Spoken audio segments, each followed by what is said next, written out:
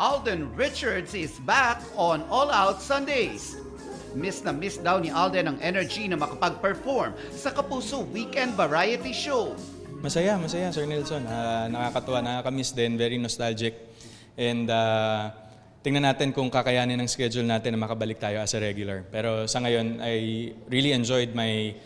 ayoko naman sabing guesting because syempre isa tayo sa mga nag-launch nitong show. But it's really good to see everybody.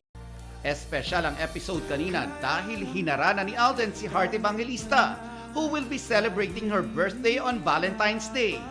Kasama ni Alden sa kanyang serenade, sina Kapuso leading men Miguel Tan Felix at Rayber Cruz, pati ang Kapuso balladeers na sina Christian Bautista at Mark Bautista.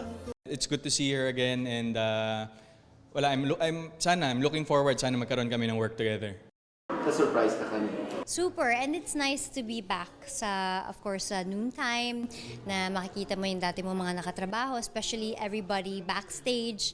I'm so happy. Turning Big 4-0 sa February 14 ang global fashion icon.